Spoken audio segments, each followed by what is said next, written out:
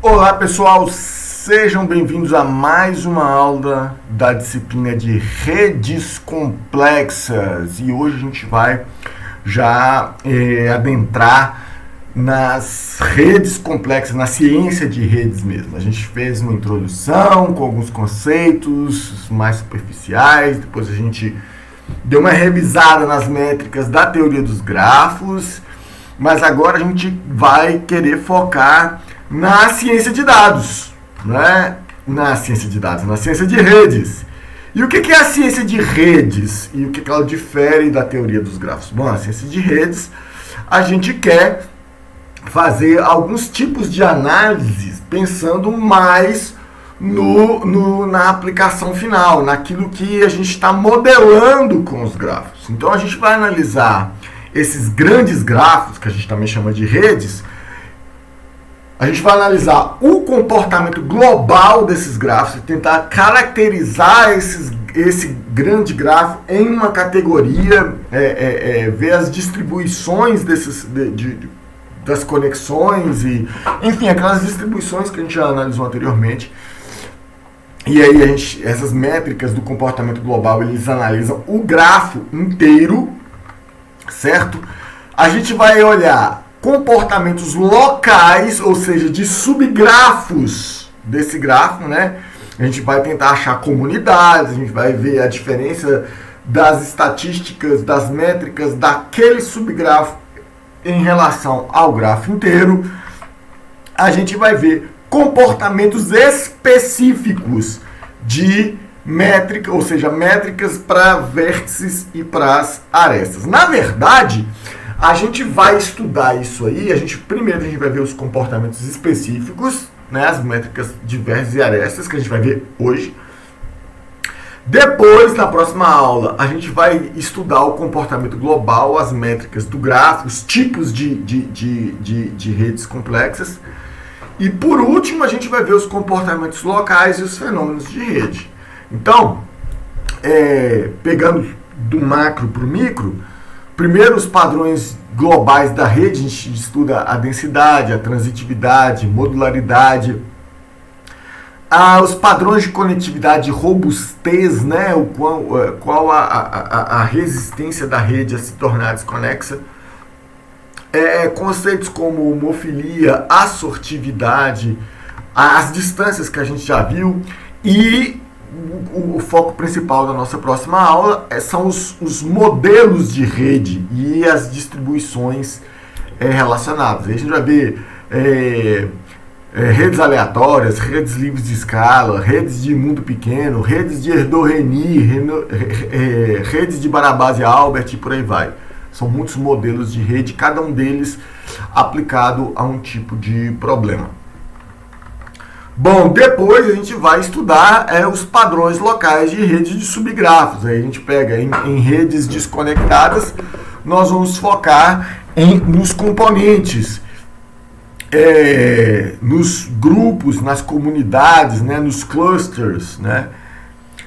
Depois disso, hoje, na verdade, nós vamos estudar quais são os padrões específicos de vértices e de arestas. E aí nós vamos estudar a excentricidade, nós já vimos na aula anterior, mas hoje nós vamos focar na centralidade de vértices e de arestas. Por fim, a última etapa da nossa disciplina é estudar alguns fenômenos relacionados a redes complexas, como, por exemplo, o fenômeno de comunicação, fenômenos de tolerância a falhas, difusão, percolação, transição de fase e outras cositas más. Sem mais delongas, vamos começar com o tema da nossa aula de hoje, que são as centralidades. Então, o que de fato são as centralidades? Bom, as centralidades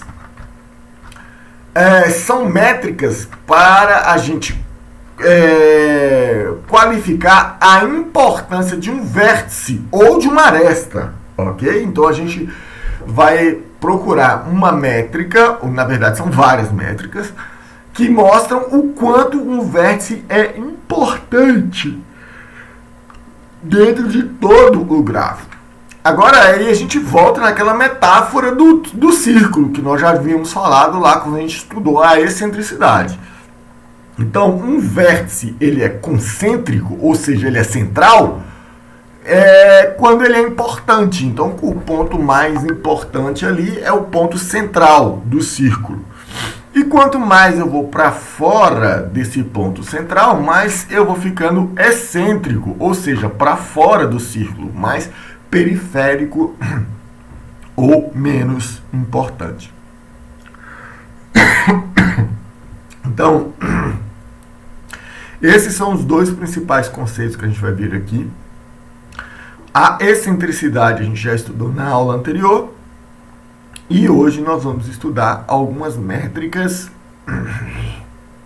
para a centralidade. Bom, aí é importante dizer que existem inúmeras métricas de centralidade e elas mensuram a importância do vértice, ou seja, a centralidade do vértice, com perspectivas diferentes. Cada uma delas tem uma perspectiva. Por exemplo, o vértice que tem mais conexões seria a centralidade de grau, que aí, obviamente, tem o grau do vértice que a gente estudou na aula passada, mas a centralidade de grau, ela é ligeiramente diferente. Nós temos, por exemplo, o vértice que tem mais conexões com os que têm mais conexões, ou seja, o vértice mais bem relacionado. Essa daí é a centralidade de alto vetor. Ou o vértice que concentra as comunicações da rede, ou seja, todas as comunicações entre outros vértices tendem a passar por ele, que é a centralidade de intermediação. Existem muitas outras centralidades aqui, por exemplo, eu não coloquei a centralidade de proximidade, a closeness. Bom, mas o que essas centralidades elas têm de diferente com as outras métricas que a gente já viu? Primeiro é que as centralidades elas são escalonadas no intervalo 0 e 1 e torna as métricas mais universais. O porquê que isso é importante? É muito importante a gente colocar, falar sobre essas métricas, esses valores no intervalo 0 e 1, porque eu posso comparar os vértices e arestas independente de conhecer as outras métricas do gráfico. Então, por exemplo, quando a gente falou lá na última aula, a gente falou sobre a excentricidade é o tamanho do maior-menor caminho. Mas esse tamanho do menor, essa métrica de excentricidade, ele é um número que depende, que ele só faz sentido quando comparado com os outros dados do grafo. Né? Então, vou só falar que a excentricidade de um vértice é igual a 3. Isso é pouco? Isso é muito? Depende do tamanho do grafo. A excentricidade igual a 3 num grafo que tem 5 nós, 5 vértices, é muita coisa. Mas a excentricidade igual a 3 num vértice que tem 1 milhão de nós, é muito pouco. Então, para você interpretar aquelas métricas, você precisa conhecer as outras métricas do grafo.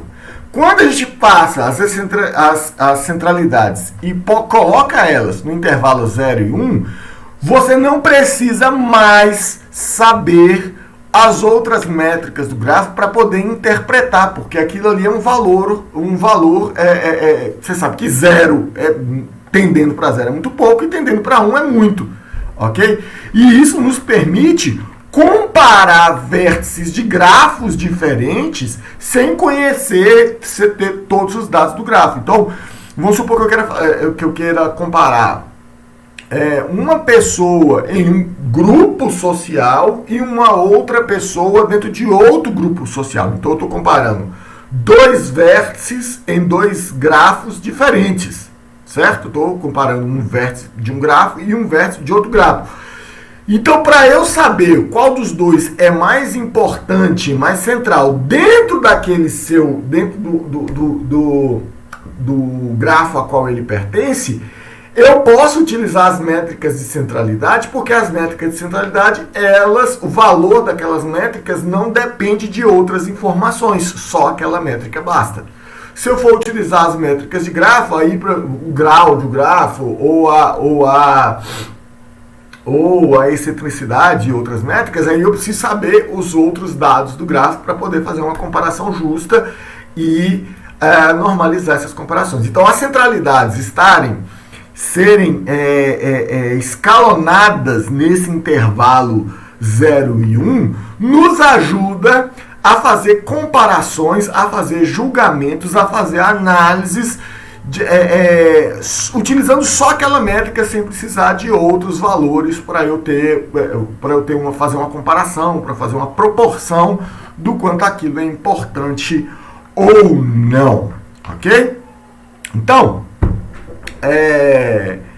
vamos começar primeiro com a centralidade de grau, porque a centralidade de grau ela é um número um pouco mais conhecido. Nós vimos nas aulas anteriores o grau.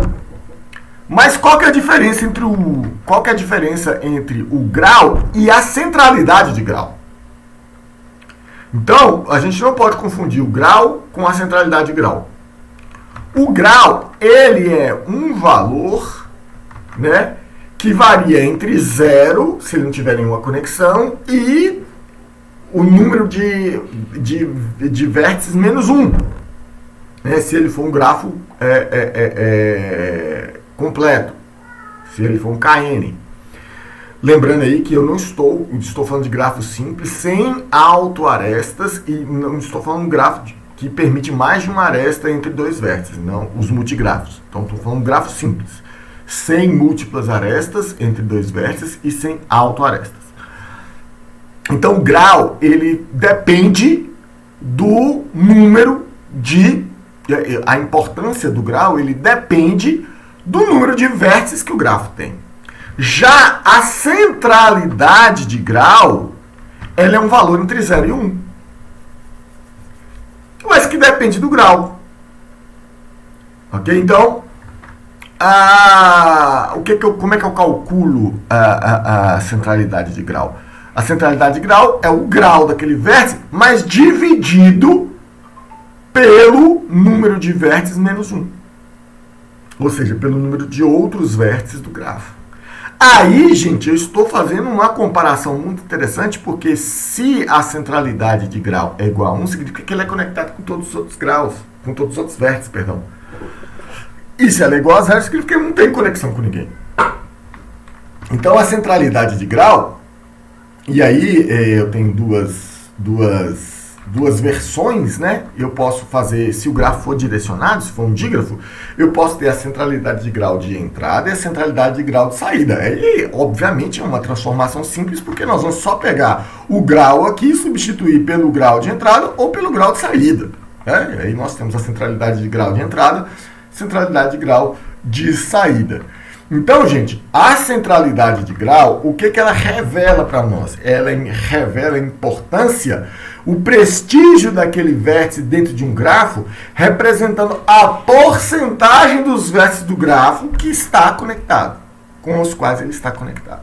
Obviamente, quanto maior esse número, ou seja, mais próximo de 1, mais importante é esse vértice. E quanto mais próximo de 0, menos importante é esse vértice. Então, eu não preciso saber o número de vértices do grafo para poder comparar duas centralidades de grau. Então, como eu expliquei anteriormente, eu posso pegar um vértice dentro de um grafo pequeno e comparar a importância desse vértice dentro daquele grafo pequeno com a de outro vértice dentro de um grafo gigantesco. Se eles tiverem centralidades de grau iguais, eles têm a mesma importância, cada um no seu contexto. Ok? Então, a centralidade de grau, ela é um número simples entre 0 e 1, que é fácil de deduzir a importância daquele vértice. E ele vai ser quanto mais importante, quanto mais próximo ele estiver de 1, e menos importante, quanto mais próximo ele estiver de 0. Senhores, antes de mais nada, vamos ao código. Para brincar com para brincar com isso aqui, como sempre, nós vamos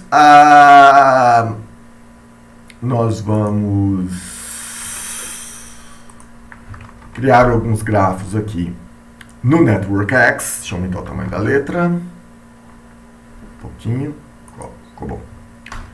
Então, NetworkX, algumas coisinhas. Eu vou criar alguns grafos de exemplo. Primeiro, o meu grafo CE, que é um grafo centralizado. Então, eu estou criando o grafo, adicionando 6 vértices e todos os vértices estarão conectados com o vértice 4, né? Então, esse daqui, o vértice 4, ele centraliza as comunicações aqui desse meu grafo CE. Eu vou criar agora o grafo DE, que é o grafo descentralizado. Então, agora, ao invés de ter um único nó que centraliza todas as conexões, eu divido essa tarefa entre 2 nós, né? E eles eles são hubs de comunicação aqui com os outros grafos. Esse aqui vai ser meu grafo DE. E agora eu tenho um grafo distribuído, né? É o grafo DI. O grafo distribuído, ele tem mais conexões com os vértices vizinhos, né? Ele está conectado com os 2 vizinhos imediatos e mais 2 vizinhos distantes. Ele só não está diretamente conectado com o grafo que está oposto, lá do outro lado. Okay? Então, isso aqui é um grafo bem distribuído. Junto com esses grafos, eu tenho o meu... Deixa eu executar aqui, eu acho que eu não executei. Junto com os meus grafos, esses grafos pequenos aqui de exemplo, o grafo centralizado, o grafo descentralizado e o grafo distribuído, eu tenho o grafo que nós já trabalhamos, que é a rede de Game of Thrones, que é um grafo direcionado. Então, esses grafos que eu estou trabalhando aqui não são grafos direcionados, mas o grafo de Game of Thrones é um dígrafo, ok? Então, vamos começar falando com a centralidade de grau. Então, está aqui o meu grafo centralizado, né? Se eu olho a lista de graus deste grafo centralizado, você vai ver, ó, o nó 1 tem 1 grau. Cadê o nó 1? Tem 1 grau. O nó 2 tem 1 grau. O nó 3 tem 1 grau. Todos eles têm 1 grau, exceto o vértice 4, que é esse cara aqui, que tem 5 graus, que está conectado com todos os outros. Certo? Beleza, então, o que eu já havia dito anteriormente? 5 é 1 grau alto e 1 é 1 grau baixo, porque eu sei a quantidade de vértices que tem aqui. Então, eu vou fazer comparação com o total de vértices. Mas e se eu não sei a quantidade de vértices que tem no meu grafo? Então, aí 5, eu não sei se é um número grande ou se é um número pequeno, ou se 1 é um número grande ou um número pequeno. Por isso que a centralidade de grau, que a gente vai chamar NetworkX.degreeCentrality, ok? Ele vai transformar aqueles números ali em valores entre 0 e 1. Então, eu sei que, por exemplo, o meu vértice 4 tem centralidade de grau 1, que é um valor bem alto, que é o valor máximo, ou seja, ele está conectado com todos os outros vértices. A centralidade de grau, ela é uma porcentagem do número de vértices, de outros vértices, que um vértice está conectado. Então, eu estou falando aqui que o vértice 4, ele está conectado com 100% dos outros vértices da minha rede. Já o vértice 1 está conectado com 20%, o 2, o 3, o 5 e o 6, a mesma coisa. Como eu disse anteriormente, se você pegar lá os graus, tá aqui, degree, vai pegar a lista de graus, que cada um aqui é um dicionário, chave é o nome do vértice e o valor é o grau. Chave e valor. Se você pegar o valor e dividir pelo número de vértices menos 1, ele vai te dar exatamente o mesmo valor aqui da centralidade de grau.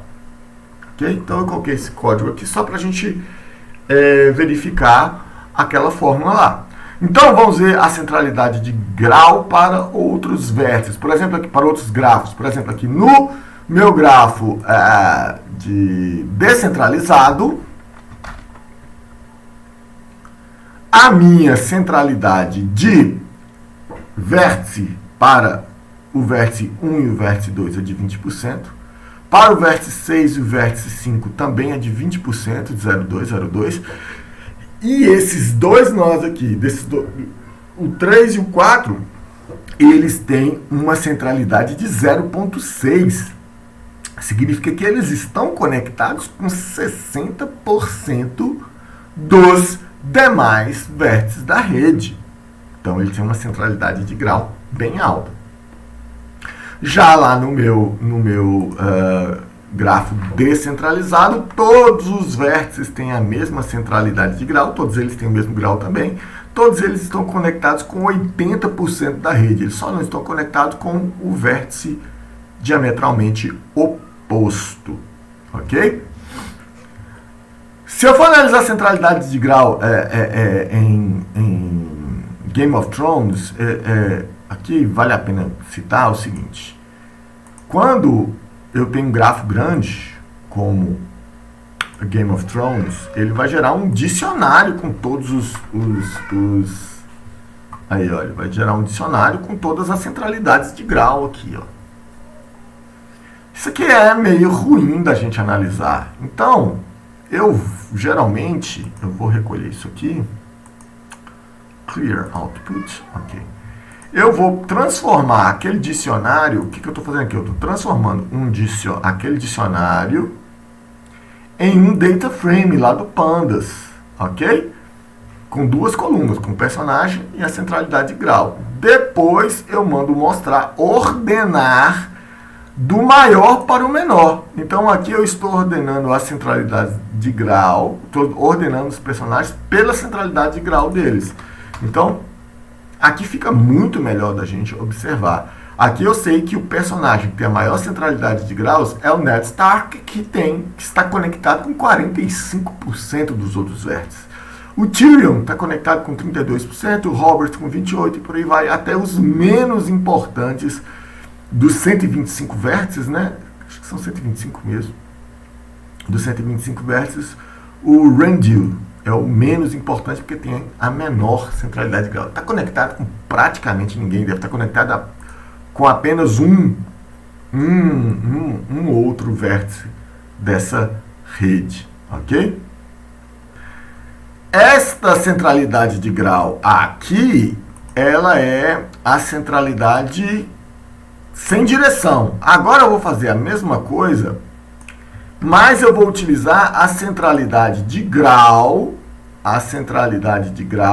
direcional. Então aqui eu vou colocar a in degree centrality. Então a centralidade de grau de conexões que entram naquele vértice, ou seja, aquele vértice recebe muitas conexões. Então, ao invés de degree centrality, eu vou estar utilizando aqui in degree centrality. Aí já vai dar um resultado diferente. Aí, olha para você ver, o Tyrion, ele já tem uma centralidade de grau, eu vou colocar CD in aqui para a gente poder diferenciar bem. CD in, que essa é a centralidade de grau de entrada. Então, o Tyrion é o que tem a maior centralidade de grau de entrada, seguindo pelo Ned Stark. Então, praticamente 30% das outras arestas dessa rede se comunicam com ele. E em seguida, com o Ned. Agora, vamos fazer o contrário. Esse vértice, vamos pegar a centralidade de saída. Ou seja, com quem esse vértice ele se comunica? Out degree centrality. E aí eu vou chamar isso aqui de CD out. CD out. Que é a centralidade de grau de saída.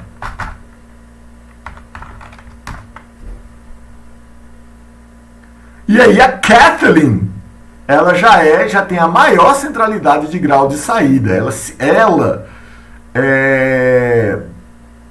Ela se comunica com 23% das pessoas dos outros vértices. A área com 22%.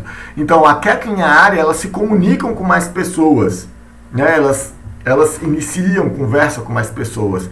E o Tyrion e o Ned, mais pessoas conversam com eles. Entendeu?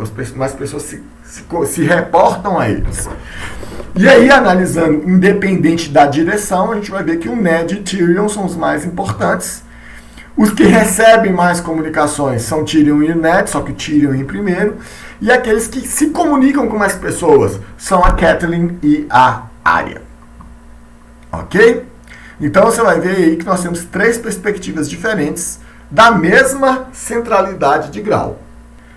A próxima centralidade que a gente vai ver é a centralidade de proximidade, ou a centralidade de closeness. O que é a centralidade de proximidade? A centralidade de proximidade é o seguinte: o que é afastamento? Afastamento vai ser a soma das distâncias geodésicas, ou seja, os menores caminhos, para todos os outros nós. Então, se eu vou pegar o menor caminho de um vértice para todos os outros nós, ele vai dar o afastamento geral daquele vértice em relação aos outros.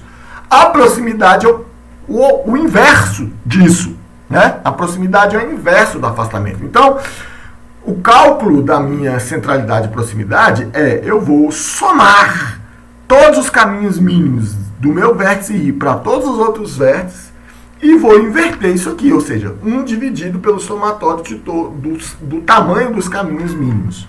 Ok? Isso aí é a centralidade de proximidade. Então, obviamente, a centralidade de proximidade ela é um valor entre 0 e algum número menor do que 1. É porque eu estou dividindo aqui por 1. Qual que é a versão? Existe uma versão alternativa, que é inclusive a versão que é utilizada pelo NetworkX, da closeness, que ao invés de dividir por 1, eu divido pelo número dos outros vértices, né? Por n-1. Aí, essa versão da centralidade ela é um número entre 0 e 1. Bom, aí, gente, embora sejam conceitos muito parecidos, a gente não pode confundir a centralidade de proximidade, né, a centralidade de closeness, com a excentricidade, né, que é o tamanho do maior-menor caminho, né, a distância máxima de um vértice para o outro. Então, a centralidade ele é um valor entre 0 e 1 e a centralidade de proximidade ele é um valor entre 0 e 1 e a excentricidade ele é um número lá de 0 até o número de vértices também. Então, a centralidade de proximidade ou closeness quer medir a importância de um vértice a partir da sua posição dentro do gráfico, ou seja, da facilidade de comunicação do vértice para os demais. O quão ele está próximo de todos os vértices, e aí, quanto mais próximo de todos os vértices, mais central, como essa medida a gente já tinha entendido na excentricidade, e quanto maior, ou seja, mais próximo de 1, for a centralidade... desculpa, aqui é o contrário. Quanto mais próximo de 0, maior a distância desse vértice para todos os demais, né? E quanto mais próximo de 1, menor vai ser a distância para todos os outros, para os demais vértices do grafo, ok? Então, se a centralidade de proximidade tende para 0, então o vértice ele é muito periférico, né? Porque ele está muito distante de todos os demais. E se ela tende para 1, o vértice ele é mais concêntrico, ou seja, o grafo ele é o grafo ele tende a estar... Não é que o grafo ele é um grafo completo, é que o vértice ele está conectado com todos os outros, né?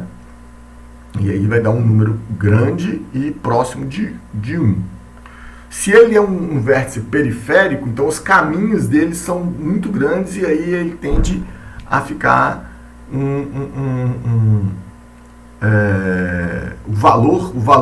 o somatório dos caminhos tende a dar um número muito grande e aquela fórmula tende para 0. Mas se os caminhos são curtos, por exemplo, se a distância de um vértice para todos os demais é igual a 1, o somatório desses caminhos vai ser um número próximo de n-1, ou seja, ele vai tender para 1. Ok? Então é isso que significa a centralidade de proximidade. Vamos voltar lá ao código. Centralidade de proximidade. Então, vamos analisar aqui a centralidade de proximidade naquele meu grafo centralizado. Então, eu tenho um vértice aqui,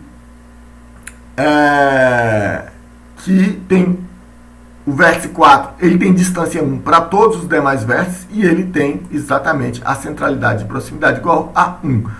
Os demais vértices, todos os caminhos são tamanho 2, exceto para o vértice 4. É o único caminho de tamanho 1. Para todos os demais vértices, os caminhos são de tamanho 2.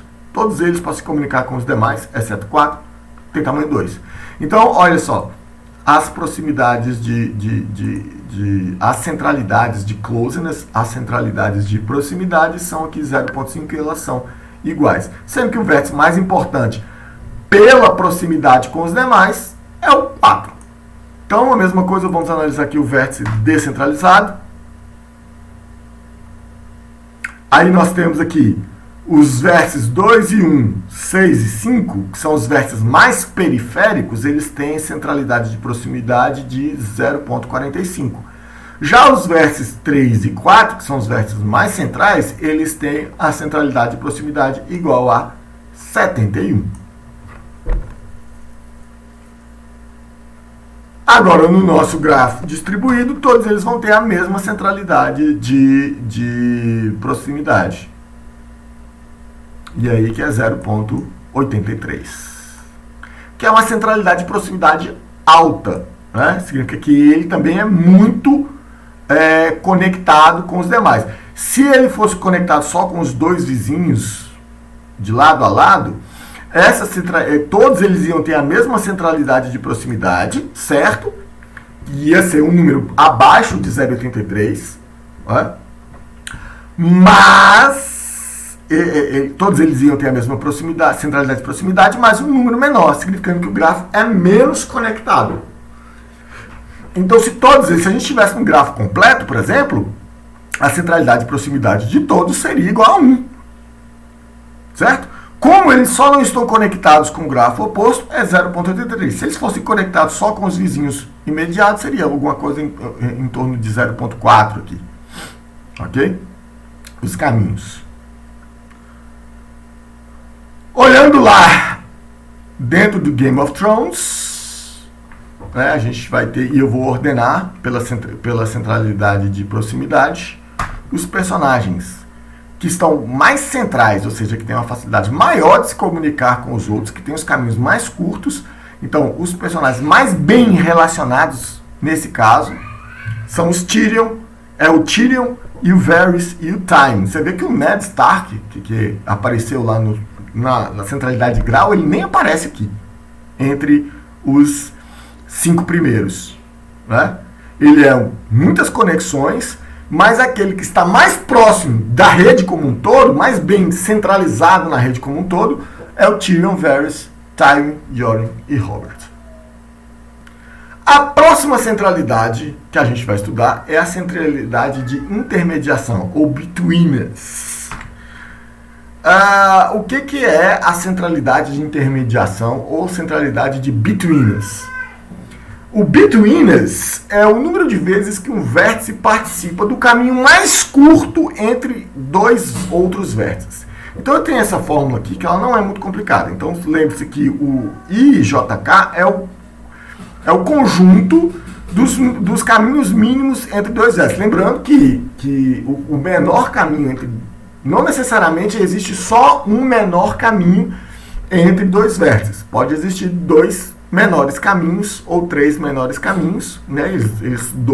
Todos eles têm o mesmo tamanho, né?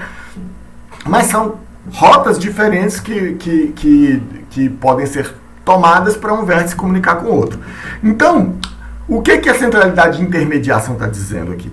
Ela está falando o seguinte: qual a quantidade de vezes que aquele vértice I participa desse conjunto dos menores caminhos? Então aqui eu tenho o número dos menores caminhos e a quantidade de vezes que o vértice I pertence a esse conjunto dos menores caminhos. Eu vou dividir um pelo outro. Então aqui vai ser a porcentagem, a somatório, né, das porcentagens do vértice I para todos os outros vértices do gráfico, com a porcentagem de vezes que ele participa do menor caminho. E o que isso quer dizer no final das contas? Isso quer dizer que quando um vértice I participa desse conjunto dos menores caminhos, então o vértice I ele meio que controla aquele caminho de comunicação. Ele intermedia a comunicação entre os vértices J e K.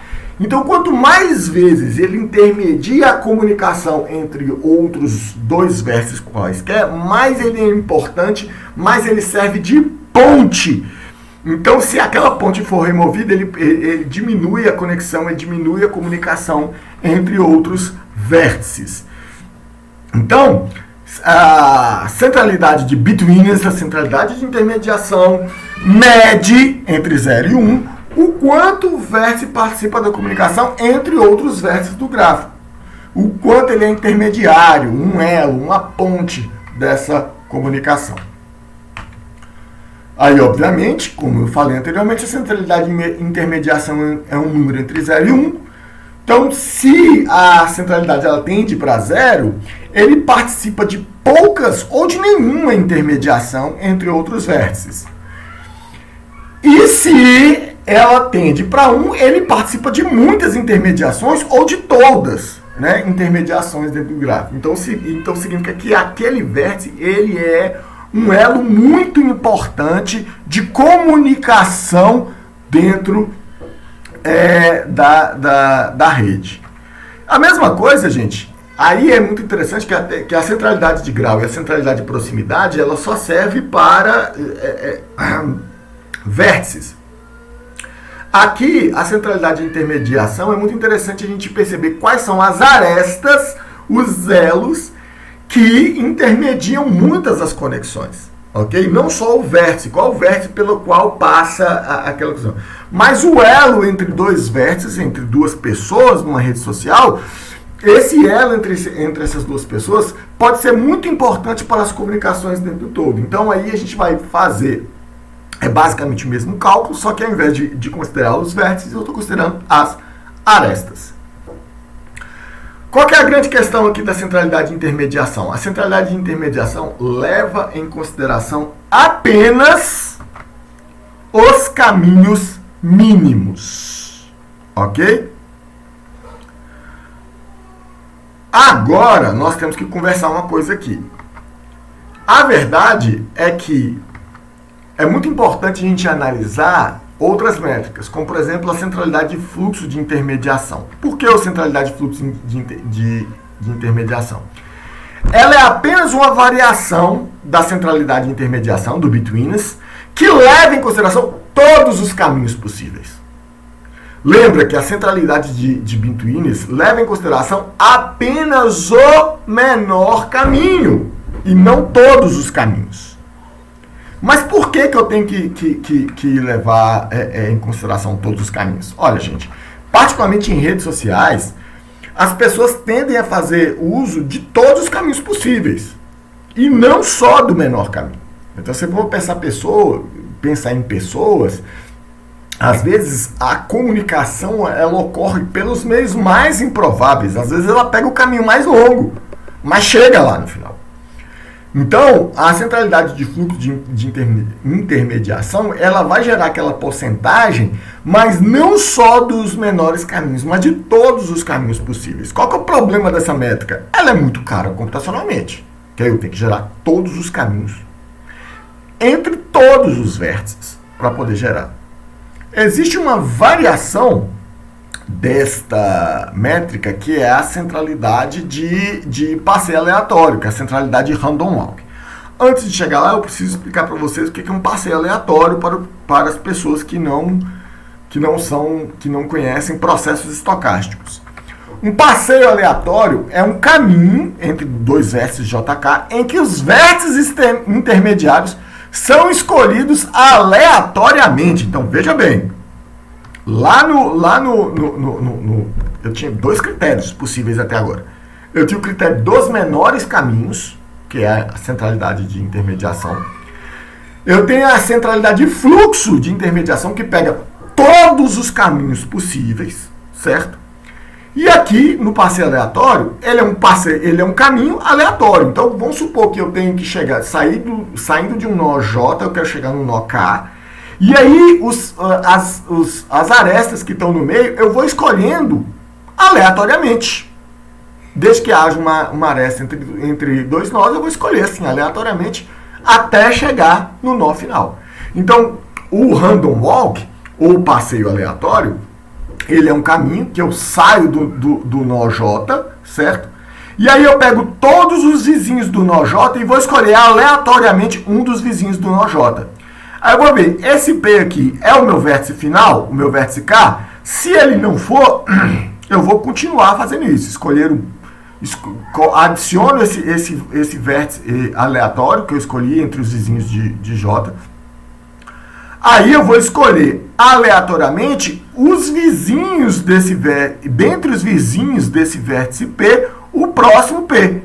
Aí eu vou verificar, o P é igual ao vértice final? Não é, então eu vou acrescentar ele no caminho, vou escolher aleatoriamente entre os vizinhos do próximo, e vou fazer isso até que eu encontre que o meu vértice aleatório escolhido seja o vértice final.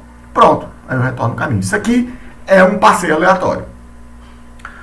Ok, vamos lá. Agora tem algumas propriedades interessantes dos passeios aleatórios. Primeiro, é a probabilidade de transição. Ou seja, eu estou lá no vértice I. Qual que é a probabilidade, né, do vértice J ser escolhido aleatoriamente? Então, eu vou pegar lá na matriz na minha matriz do grafo, certo? E vou dividir pela soma de todos os vizinhos. Então, eu vou pegar, dividir o número de vizinhos, certo? Somar, né, a quantidade de vizinhos e pegar a conexão. Se a conexão entre o vértice I e J for igual a zero, então a probabilidade é zero. Se houver um aqui, ou seja, o vértice I e J estão conectados, vai ser 1 dividido pela quantidade de vizinhos do vértice I. Ok? Então, essa é uma distribuição uniforme, todos os vértices têm a mesma probabilidade de que eu saia do vértice I e vá para um vértice J vizinho de I. Aí, gente, em cima disso, eu consigo calcular a probabilidade de transição em R passos. Então, aqui não está uma fórmula exata, não, porque a fórmula ela é meio que algorítmica. Então, o que eu quero dizer é o seguinte. Vamos supor que I e J não são vizinhos imediatos, certo? Existem um caminho entre esses dois vértices. A probabilidade de IJR é a probabilidade de eu chegar, saindo de I, chegar em J, passando por R arestas. Ok? Entre I e J. Então, é a probabilidade de todos os vizinhos saindo de I para todos os vizinhos multiplicado pela probabilidade do próximo vizinho com todos os outros vizinhos, daí para todos os... E cada vez que eu vou aumentando um desses passos, as probabilidades eu vou multiplicando por todos os vizinhos. Ok? Então, essa é a probabilidade de transição em R passos. Daí, em cima disso, eu consigo calcular o tempo médio, o tempo provável de primeira passagem, que é o valor esperado, ou seja, o tamanho do caminho multiplicado pela probabilidade da transição em R passos. Ou seja, o número de passos multiplicado pela transição em R passos. Então, esse valor aqui é o valor médio do tempo de primeira passagem, ou seja, o tempo médio que leva para sair de I até chegar em J. Ok? Bom, todos esses cálculos eu falei para chegar e dizer que a centralidade de passeio aleatório, ou que o nome completo seria centralidade de intermediação de passeio aleatório, ou centralidade random walk, é o tempo médio que os caminhos aleatórios partindo de todos os vértices levam para alcançar o vértice I. Ou seja, é o inverso do tempo médio de primeira passagem. Ok? Então, com a fórmula do tempo médio de primeira passagem, eu pego o número de vértices e divido, e eu chego à centralidade de passeio aleatório. Na minha humilde opinião, a centralidade de passeio aleatório ela é uma centralidade mais interessante do que a centralidade de betweenness simples, certo? Porque ela leva em consideração a aleatoriedade das comunicações, sem ter o custo de processamento da centralidade de fluxo de intermediação que leva todos os caminhos em consideração.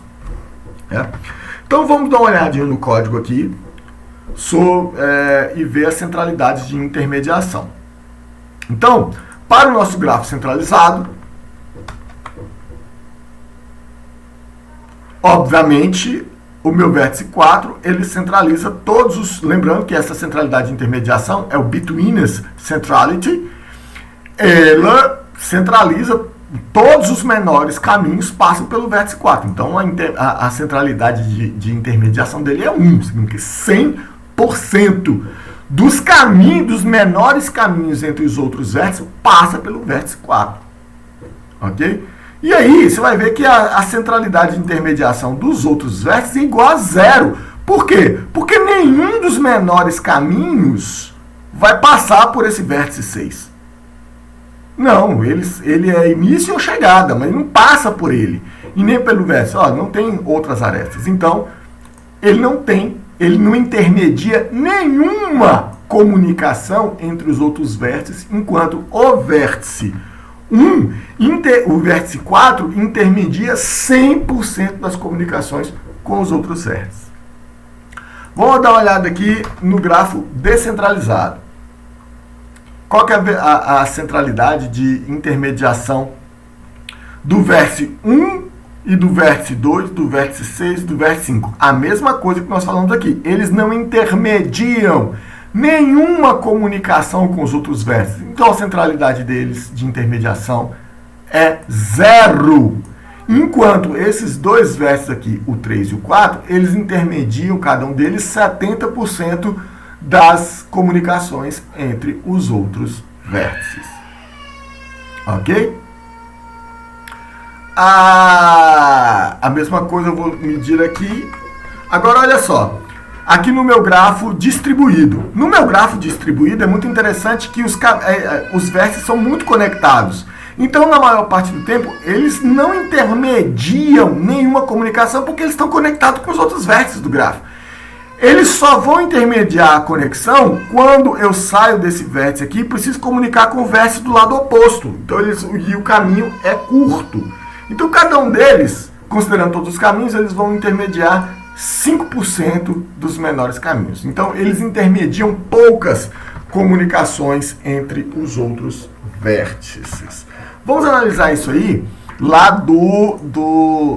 dentro do Game of Thrones. Qual é o vértice que é o maior intermediador? Ned Stark. Ele intermedia 5% de todas as comunicações de menor caminho dentro da rede. Depois a Catelyn e o Robert. Né? Então eles são os maiores atravessadores, os maiores elos de comunicação dessa rede. Vamos analisar agora sobre outra perspectiva. Nós vamos olhar as arestas. Quais são as arestas mais importantes? Né? E aí nós estamos falando do Edge Betweeners Centrality. No Edge Betweeners Centrality, todas as arestas nesse grafo aqui têm o mesmo peso. Porque nenhuma aresta é utilizada mais de uma vez para comunicar dois vértices. Todas elas são utilizadas uma única vez. Todas elas intermediam 33% dos menores caminhos. Ok? Agora preste atenção. Neste grafo aqui descentralizado, as arestas têm um peso maior. Esta aresta, que é a conexão do vértice 3 e 4, ela intermedia 60% das conexões dos menores caminhos entre os vértices. Ok? E as outras têm basicamente a mesma centralidade de intermediação. Já aqui no vértice distribuído, todas as arestas também têm a mesma centralidade de intermediação. Ok? Aqui eu vou fazer a centralidade de arestas aqui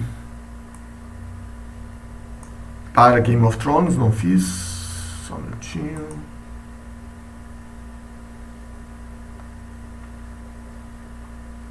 Aqui embaixo. Edge Betweenness Centrality. Edge Betweenness Centrality. ABV. ABV. Aí tem esse troço aqui. Não. Tá certo, é isso aqui mesmo.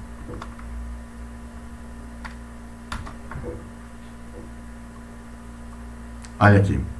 Qual que é a aresta mais importante? Aqui comunica, aqui que gera mais pontos de comunicação, que intermedia mais pontos de comunicação. A comunicação entre o Jora e o Ned Stark. Ok? Ela intermedia 0,8% das comunicações. Depois tem entre a Daenerys e a Catelyn, o Ned e o Pip, e por aí vai. Então, essa daqui é a comunicação mais importante do grafo. Né? Vamos dar uma olhada em outras centralidades aqui. Vamos pular. Só uma questão muito importante. Vocês vão ver aí na NetworkX que ele tem essa centralidade que é a Load Centrality. Load Centrality. A Load Centrality, ela é uma variação da centralidade de intermediação. Ok? Ela dá um número levemente diferente, mas não muito divergente daquela centralidade que a gente da Betweenness Centrality. É apenas uma variação de cálculo. Assim como ela tem a centralidade Load Centrality para vértices, ela tem a centralidade de Load para arestas, que é a Edge Load Centrality. Edge Load Centrality. Tá aqui. Ok? Mas, só para reafirmar, ela é apenas uma variação da centralidade de Betweenness. É um número pouco diferente, mas eles concordam um com o outro. Agora, você não vai encontrar lá na NetworkX uma Random Walk Centrality. O nome que eles usam lá é Current Flow Betweenness Centrality, ok? Mas se você inclusive olhar na documentação lá da NetworkX, eles falam, olha, essa Current Flow Betweenness Centrality em outros lugares é conhecida como Random Walk Centrality, ok? Então, a centralidade, saiba que quando a gente está utilizando, quer a centralidade de Random Walk, a gente tem que chamar a função NetworkX Current Flow Betweenness Centrality.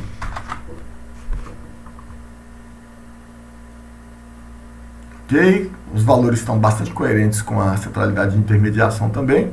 Aliás, eles vão dar umas pequenas variações aqui. Vocês vão ver umas pequenas variações, as pequenas mesmo, aqui, ó, 0.7, 0.6, 4.40 elevado a menos 17 é praticamente zero, ok? Então, essas flutuações numéricas aí são devido às aleatoriedades lá do caminho aleatório, ok? Das escolhas aleatórias lá.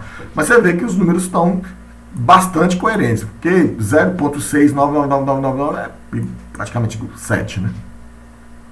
A mesma coisa aqui para o gráfico distribuído. Você vê que os números mais significativos são iguais, diverge só nos números menos significativos aqui.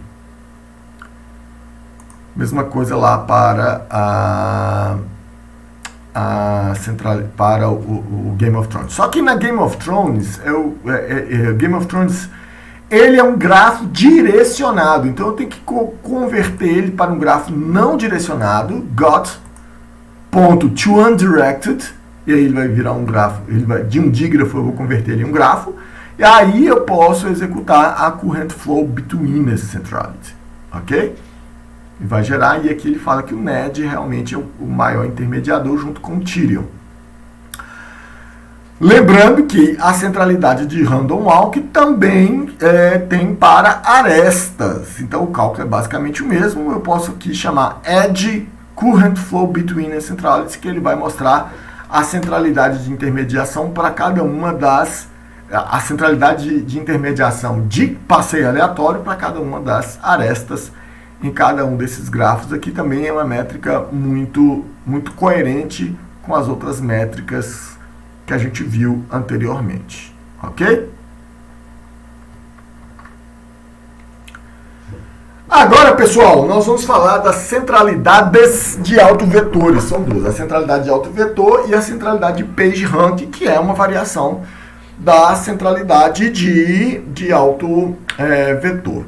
Então, o que é a centralidade de autovetor? Antes de trabalhar com centralidade de autovetor, é bom lembrar que autovalor e autovetor é uma coisa que são assuntos que a gente estuda lá na álgebra linear, ok? Na álgebra linear, a gente vai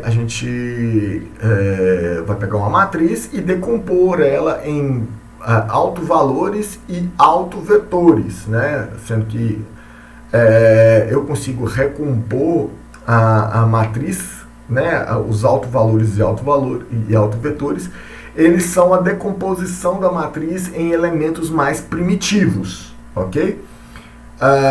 Isso é uma explicação muito básica, assim, muito de alto nível, né? Mas pense que os autovalores e os autovetores é a decomposição da matriz em valores mais significativos, em componentes mais importantes, ok? São os componentes que, uma vez multiplicados, combinados, eles geram a matriz original. Assim, uma explicação muito de alto nível, ok? Então, já que a gente está trabalhando com matrizes, nós precisamos pegar a matriz de adjacência do meu grafo, né? Lembrando que a matriz de adjacência é aquela que cada elemento a matriz de adjacência ela é uma matriz quadrada de vértices por vértices, e cada elemento é 0 se aqueles dois vértices não estão conectados e 1 se aqueles vértices estiverem conectados. Isso é uma matriz booleana, lembrando que ainda pode ser uma matriz ponderada, ok? Então, A é a minha matriz de adjacências e N é o conjunto dos vizinhos de um vértice. Então, NI ele vai retornar todos os vértices para os quais um vértice I está conectado diretamente. Beleza? Lembrando que eu ainda posso ter os vizinhos de entrada e os vizinhos de saída. E aí é o NIN, são os vizinhos que mandam arestas para mim, um grafo direcionado. E o NOut são os vizinhos para os quais eu mando arestas para ele. Ok. A centralidade de autovetor de um vértice I é a somatória das centralidades de autovetor dos vértices vizinhos, multiplicado por uma constante lambda, pelo inverso da constante lambda. Então, vocês vão ver que essa definição ela é uma definição um pouco recursiva. Né? Se você for pensar, você está definindo a centralidade de autovetor como a soma de centralidades de autovetor. Ué, mas o que são essas outras centralidades de autovetor? São somas de centralidades de autovetor. Então, o cálculo da centralidade de autovetor ela pode ser feito recursivamente, mas a forma mais correta de se fazer a centralidade de autovetor, na verdade, é fazer a decomposição espectral dos autovetores. Então, lá na álgebra linear, a gente tem essa equação aí, que é a minha matriz multiplicada pelo conjunto dos autovetores é igual ao lambda, que são os meus o vetor de autovalores, multiplicado pelos lambda é a matriz, é o vetor dos meus autovalores multiplicados pelo conjunto dos meus autovetores. Então, quando eu multiplico isso aí, eu consigo gerar esse lado aqui. Então, existem diversas soluções de autovetores W para autovalores lambda, só que eu estou considerando lambda maior que 0. Você vai ver, você pode ter vários autovalores que são geralmente números complexos e eles podem ter qualquer sinal, positivo ou negativo. Mas aqui a gente vai considerar os lambdas maiores que zeros, ok? E aí a métrica de a centralidade de autovetor, desculpa que é CE, viu? Considera apenas o maior autovalor de lambda. Eu vou mostrar um código simples aqui para simular isso aqui. Então, se eu vou pegar aqui a matriz de adjacência de um grafo qualquer, eu peguei aqui do meu grafo centralizado. Então, essa aqui é a matriz de adjacência do meu grafo centralizado, certo? Então, eu vou fazer essa NumPy Linear Algebra Eigen, Isso aqui ele faz a decomposição de autovetores e autovalores, ou seja, ele resolve essa formulazinha, ele vai me entregar o lambda e o w, certo? Então, quando eu mando executar aqui, esse primeiro vetor aqui são os meus lambda, e essa matriz aqui embaixo é a matriz dos meus autovetores. Então, aqui estão os meus autovalores e aqui os meus autovetores. Você vai ver que aqui eu tenho um vetor, um autovalor 2. Você está vendo aqui? 2.23. Então, eu vou pegar alguma coisa próxima disso aqui. Então, aqui ele está apontando para esse valor aqui, né? 3. Não, ele está apontando para esse conjunto de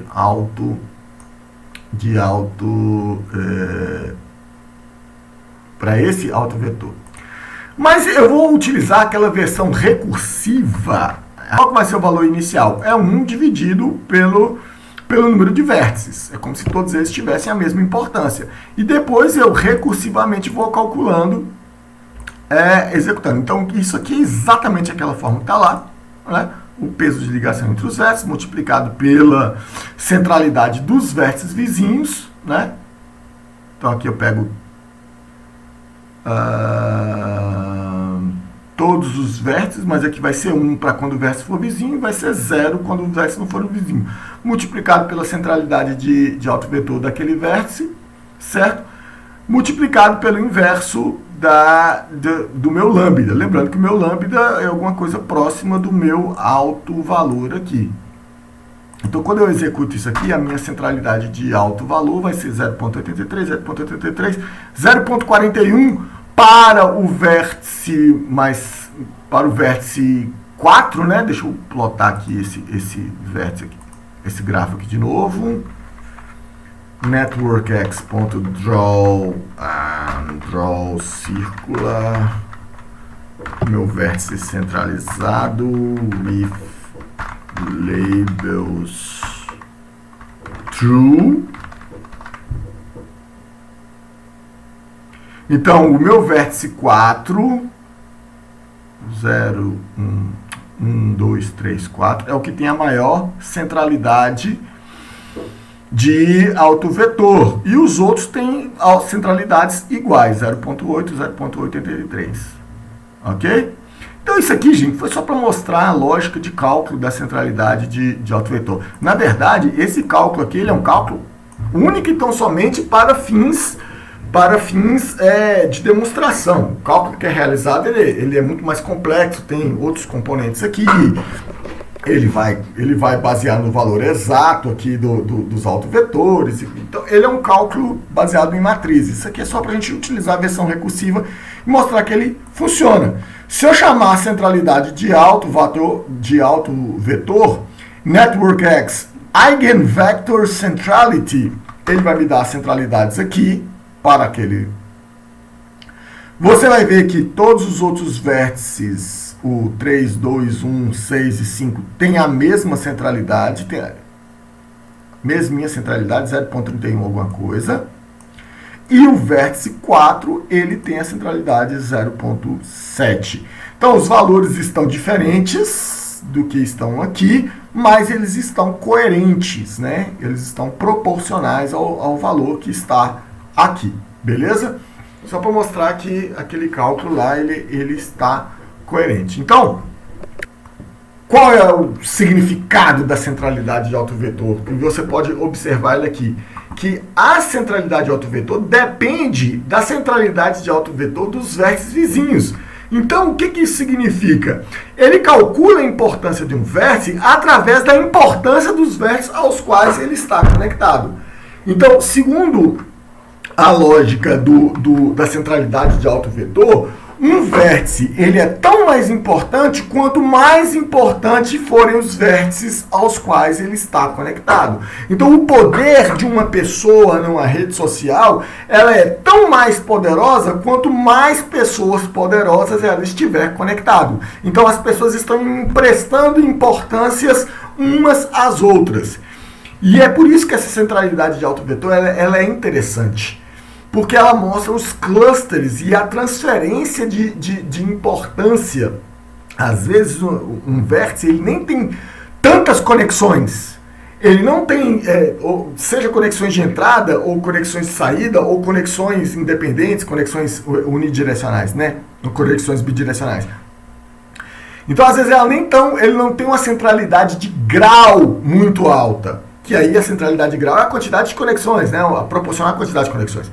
Mas, essa pessoa nessa rede social, ela está conectada com pessoas muito poderosas, ou que tem muitas conexões. Então, ela mesmo não precisa ter muitas conexões, desde que as pessoas com que ela tem acesso sejam importantes, tenham muitas conexões.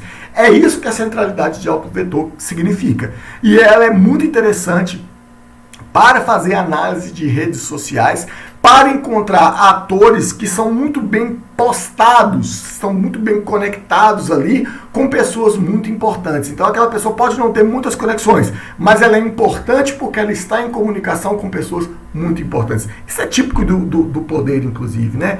Pessoas que têm muito poder, elas geralmente são pessoas solitárias, elas não têm muitas conexões, mas elas estão sempre conectadas com pessoas que têm muito poder, e aí no próximo nível está conectado com pessoas que têm menos poder, mas têm mais conexões, e aí vai diminuindo, como se fosse uma cadeia. Do mais poderoso, ele vai ter poucas conexões, mas essas conexões são muito poderosas.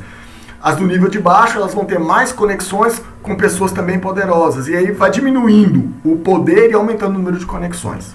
Essa é uma interpretação livre aqui da centralidade de autovetor. Vamos dar uma estudada lá agora. Só verificar aqui no código as centralidades de autovetor para os demais vértices. Então aqui eu tenho no meu grafo centralizado. Ele está coerente com as outras. Do meu gráfico descentralizado, você vai ver que os dois vértices de maior centralidade são o 3 e o 4, os outros têm centralidades iguais. E no gráfico distribuído, todas têm a mesma centralidade, porque estão todos conectados com vértices iguais a eles, então todos vão ter a mesma centralidade de autovetor. Já quando nós olhamos lá no Game of Thrones, primeiro a gente tem que converter para o grafo não direcionado, né? To undirected, e depois eu chamo Eigenvector Centrality.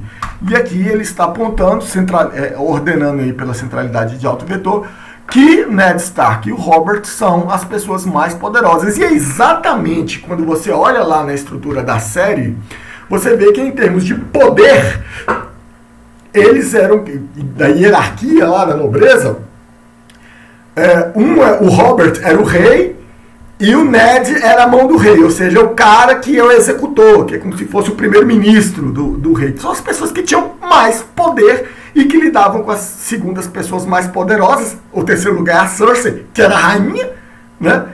E aí você tem os irmãos da rainha, a família da rainha, e aí vai... Então, a centralidade de autovetor, ela captura muito bem essa questão de poder e a hierarquia de distribuição dos poderes. Eu acho que é uma das coisas mais interessantes na centralidade de autovetor.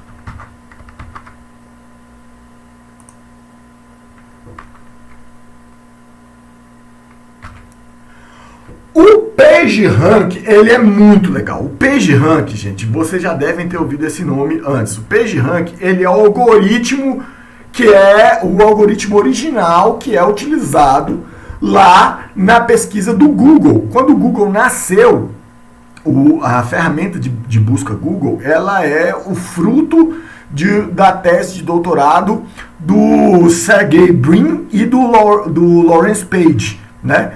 Então eles fizeram uma versão normalizada da centralidade de autovetor e chamaram esse algoritmo de PageRank. Ele é um algoritmo que ele pode ser calculado de forma muito rápida e destacar quais são as páginas mais relevantes. Então as páginas mais relevantes são aquelas que estão conectadas com outras páginas muito mais relevantes, né, que recebem mais links de páginas mais relevantes e assim recursivamente.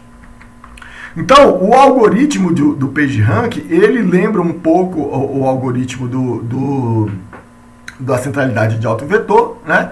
Ele é recursivo. A centralidade a definição dele é recursiva, né? A centralidade de PageRank de um vértice depende da centralidade de PageRank dos outros vértices que fazem referência para ele. Olha só, a diferença, primeiro, o PageRank ele trabalha com grafos direcionados. A centralidade de AutoVetor é com grafos não direcionados. Então, partindo dessa definição recursiva, vamos definir que o PageRank de um vértice, ele depende do PageRank dos vértices que apontam para ele. Certo? Dos vizinhos que apontam para ele. Então, sempre quando eu estou considerando aqui, eu estou falando dos vértices que apontam para ele. Então, eu vou calculando isso recursivamente, até o momento em que a diferença entre os PageRanks, né, de atualização for muito pequena, for menor do que um nível epsilon lá qualquer. Então, o cálculo é baseado nessa fórmula que eu vou explicar aqui para frente. Então, eu tenho esse fator de amortecimento aqui, que é alfa, certo? E eu multiplico ele pelo somatório dos PageRanks de todos os vizinhos, né, de entrada do vértice, dividir o PageRank daquele vértice dividido pelo grau de saída daquele vértice, ok? Então, ele é uma variação um pouquinho melhorada da centralidade de AutoVetor. Eu tenho o meu fator de amortecimento alfa, que é a probabilidade do vértice ser visitado a partir de uma aresta vinda de outro vértice. Isso aí é legal, porque isso aí conecta a gente lá com o passeio aleatório, com aquelas probabilidades de transição lá do passeio aleatório, certo? E aí você tem que estimar esse valor de alfa, que é um valor entre 0 e 1. Então, aí, obviamente, o algoritmo original tem todo um cálculo para estimar esse alfa, etc. e tal, não vou aprofundar isso aqui. E o NI são os vizinhos de entrada. Vamos dar uma olhada no código, uma simulação muito, assim, para fins pedagógicos do funcionamento do PageRank. Não leve em consideração isso para implementações de produção, ok? Então vamos aqui, eu vou calcular a matriz de adjacência do meu vértice M, lá para aquela matriz centralizada, e a partir dele eu vou fazer o PageRank inicial de todo mundo como sendo 1 dividido por N, né? Todos vão ter um PageRank igual. O meu fator de amortecimento aqui, lá tá A, eu coloquei aqui, deu colocar A aqui para ficar igual A. Vai ser igual a 1, beleza? Pode ter inúmeros outros valores, e aí tem o meu NA lá, que é o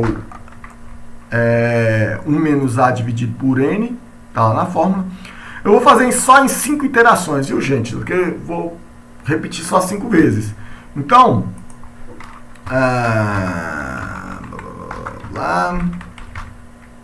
para todos os vizinhos de entrada do vértice, todos os vizinhos de entrada, eu vou somar, vou calcular o grau de saída daquele vértice J e fazer o somatório do PageRank atual daquele vértice dividido pelo grau de saída, lembrando lá da fórmula. Olha, lembrando aqui da fórmula.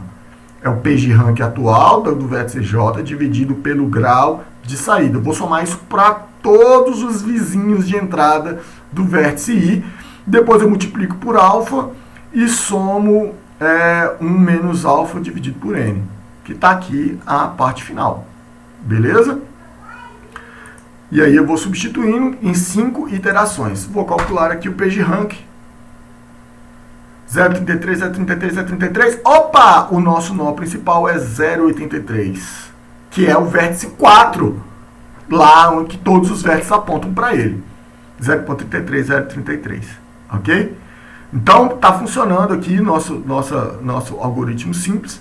Mas lembrando, gente, que esse cálculo ele não é utilizado lá no algoritmo real, no algoritmo de produção. O algoritmo de produção, ele trabalha com matrizes. Ele pega a matriz de adjacências, transforma aquilo ali em um vetor com os PageRanks e tal. Aí ele faz uma brincadeira com matrizes para transformar esse cálculo aqui em um cálculo muito eficiente. E ele é todo baseado em matrizes. Então o PageRank original ele é bem mais complexo, mas os cálculos são mais simples, incrivelmente, né? Ele é eficiente numericamente. Vamos ver aqui então agora o PageRank das redes que a gente tem aqui, das redes pequenas. Então tá aqui, obviamente o vértice 4 ele vai ter o maior PageRank. Na rede descentralizada, os vértices 3 e 4 são os mais importantes, tem o maior PageRank. E na rede distribuída, todos eles têm o mesmo PageRank. Agora, o que fica interessante, lembrando que na centralidade de autovetor, o vértice, o grafo, ele tem que ser não direcionado.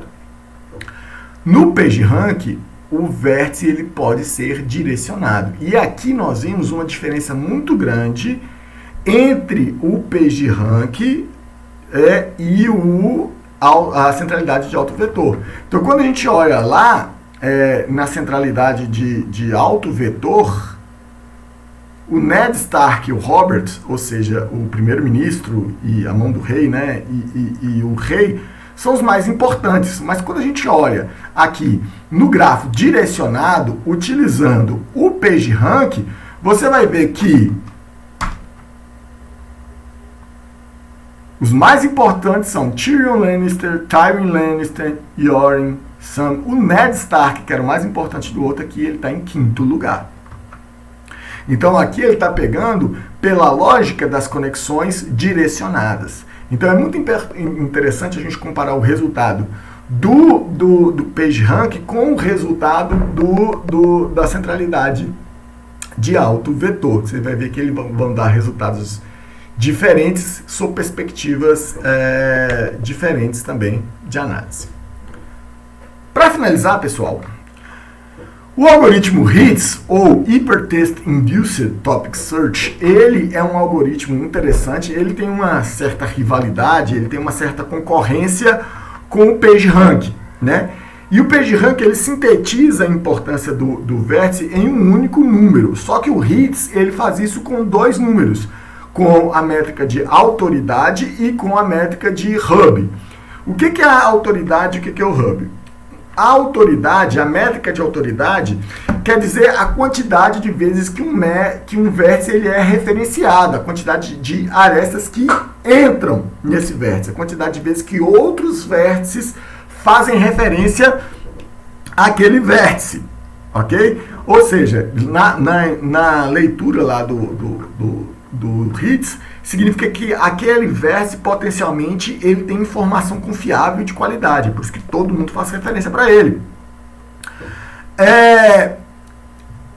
E aí, obviamente, é porque muitas dessas referências que estão chegando para ele são de concentradores, são de intermediadores qualificados, que são os hubs. O que é o hub propriamente dito? O hub, ele é um vértice que ele não é uma autoridade, ele próprio não tem conteúdo de alta, ele não é tão referenciado quanto o outro, mas ele indica, ele é o caminho para se chegar nas autoridades.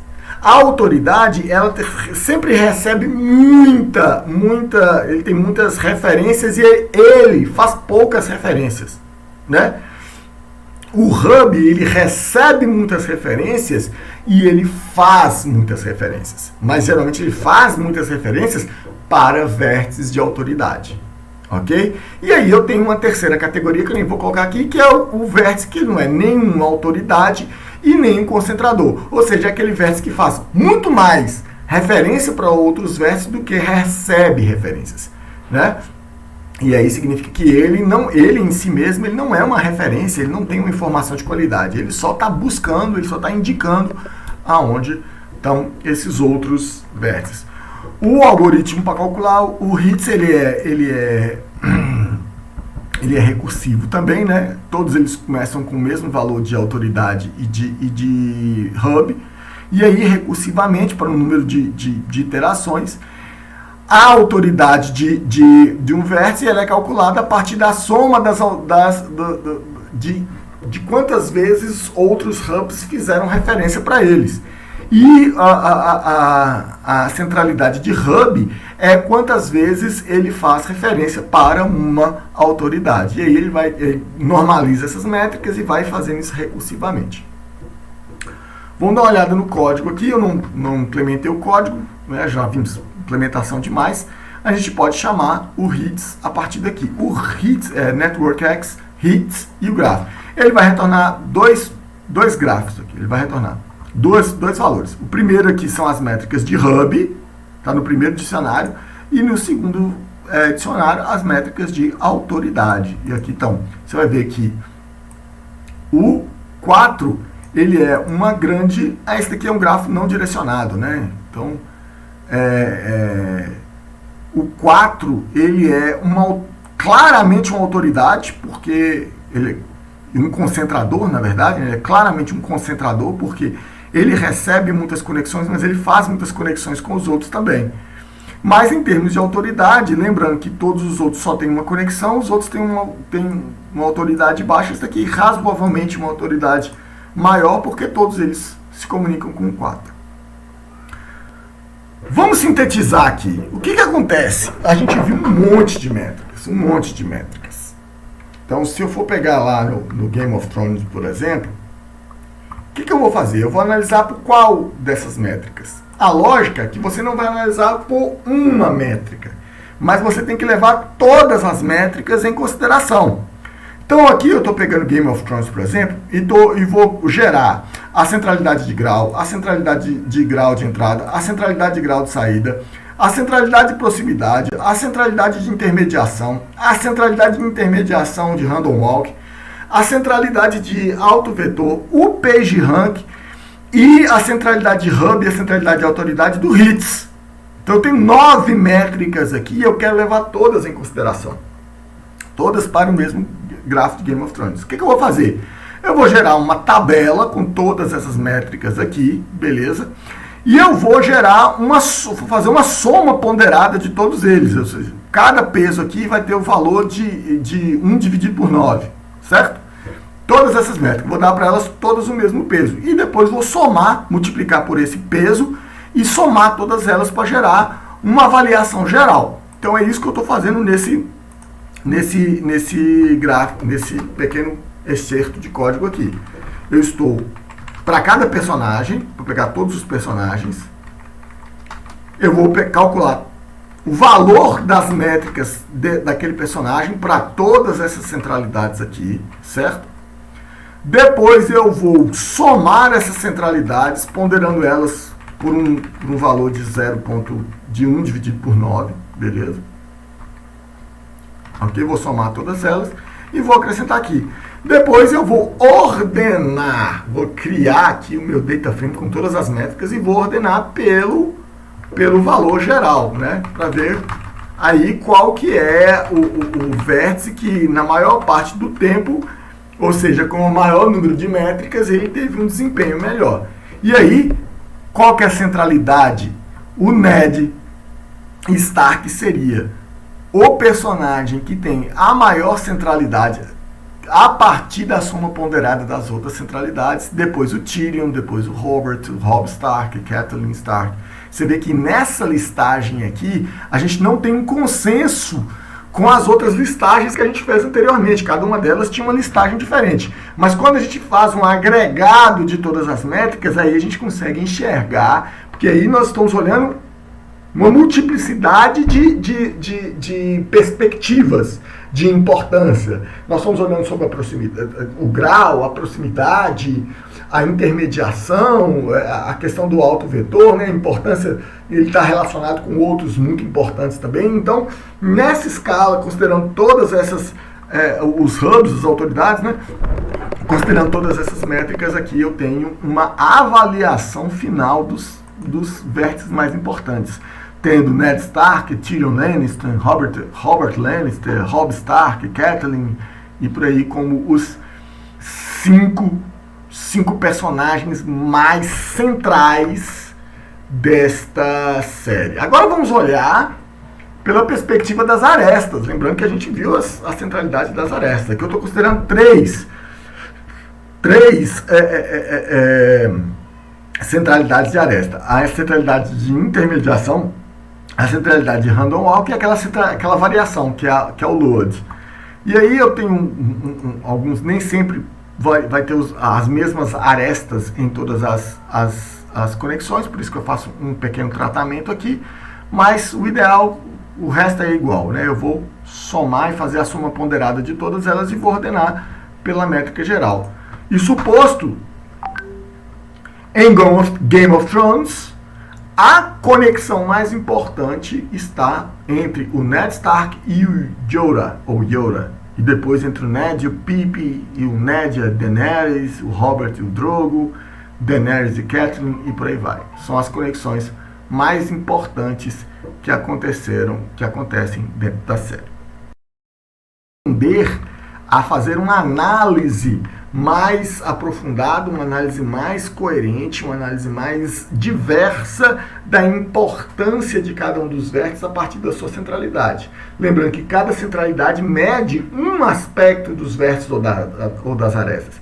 E que não há uma centralidade que é melhor do que a outra. A gente precisa analisar elas em conjunto, certo? Então, o que nós fazemos ali para analisar é ponderar todas as métricas, ou muitas delas, simultaneamente. Essas métricas que estão aqui são as únicas que existem? Não, existem mais uma pancada de métricas de centralidade que estão analisando outros aspectos. Essas daqui são as centralidades mais empregadas na literatura, são as mais referenciadas, são as mais utilizadas.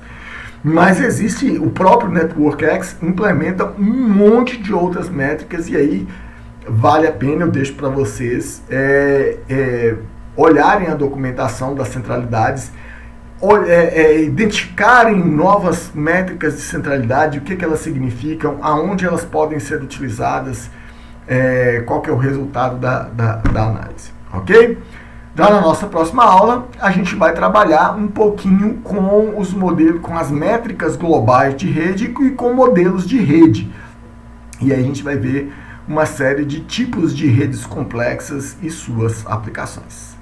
Até mais, pessoal. Fico esperando vocês na nossa próxima aula.